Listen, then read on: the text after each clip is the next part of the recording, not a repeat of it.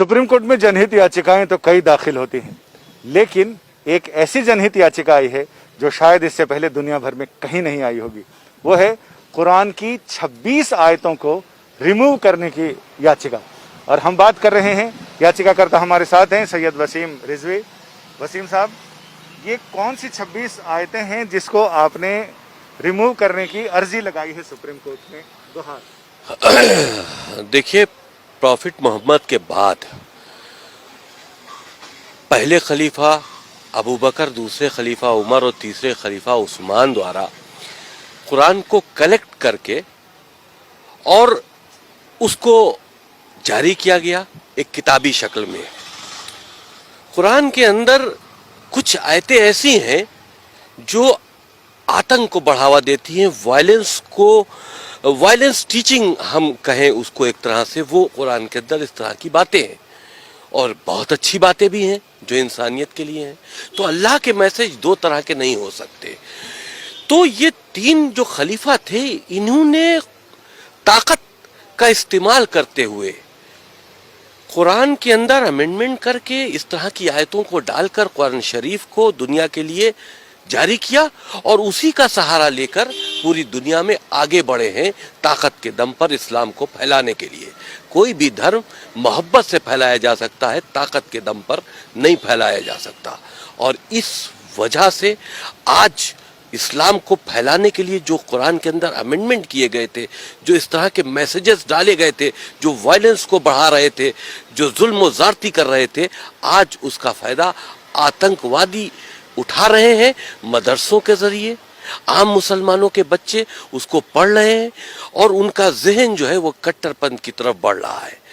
तो ये बहुत नुकसानदेह, बहुत सी ऐसी बातें हैं जो हमने अपनी पीआईएल में लिखी हैं, लेकिन क्योंकि अभी हमने पीआईएल दाखिल की है, कोर्ट में पेंडिंग है, वो बातें हम खुलकर नहीं बता सकते। लेकिन हमें उम्मीद है कि ये चीज़ें कोर्ट को इसमें इंटरफेरेंस करना चाहिए। हमारी देश की सुरक्षा से जुड़ा मामला है।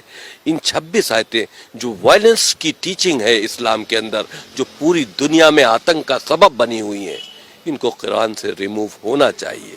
आपको लगता है कि कोर्ट ऐसे संवेदनशील मामले में, जिसमें एक फेथ से जुड़ा हुआ मामला है, उसमें मुदाखलत करेगा? ये मामला फेथ से जुड़ा नहीं है। फेथ से जुड़ा हुआ होता है इंसानियत का मामला। किसी का कत्ल कर देना फेथ से जुड़ा मामला है? आप अगर इसको फेथ से जोड़ लेते हैं तो हमको इजाजत दीजिए कि हम काफिरों का कत्ल कर दें। तो ये फेथ से जुड़ा नहीं है, ये वायलेंस टीचिंग है।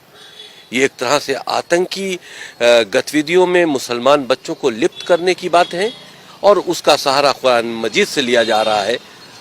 बहुत सी अच्छी बातें हैं कुरान मजीद में। हम तो कहते हैं कुरान मजीद को हम बैन करने की बात नहीं करते।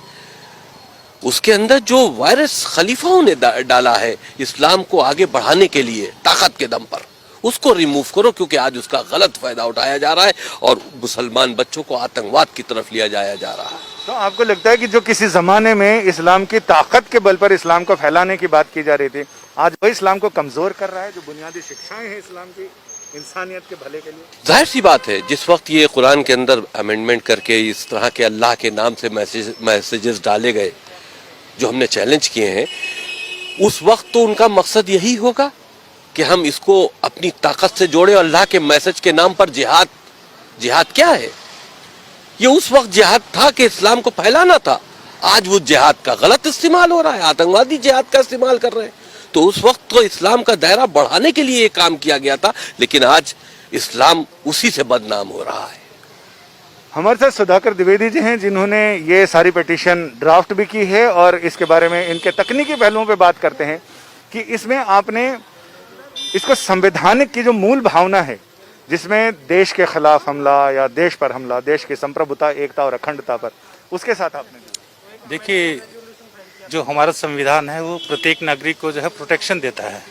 तो उसी प्रोटेक्शन में जो है कोई भी ऐसी टीचिंग नहीं हो सकती जिससे कि आतंकवाद की पढ़ाई हो, जिससे कि आतंकवाद को एजुकेट किया जाए।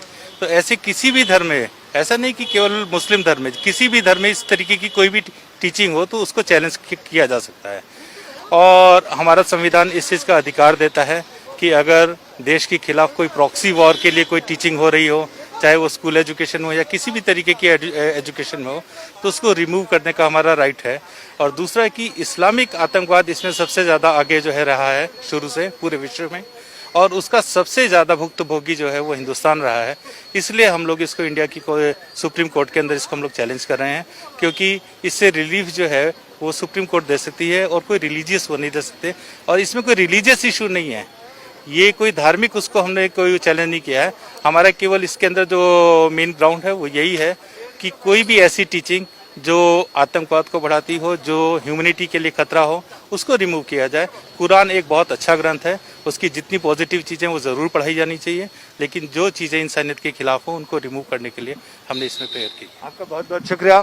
अमूमन इस तरह की याचिकाओं में कोर्ट ये कहता है कि आप अप्रोप्रिएट प्लेटफॉर्म पर इस मामले को लेकर जाएं और वहां अपने सबमिशंस दें।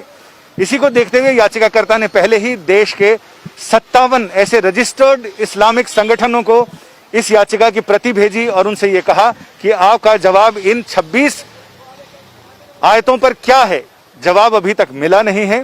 लिहाजा ऐसे में उम्मीद की जा रही है कि अगले हफ्ते शायद ये मामला सुनवाई के लिए सुप्रीम कोर्ट की चौखट पर पहुंच जाए।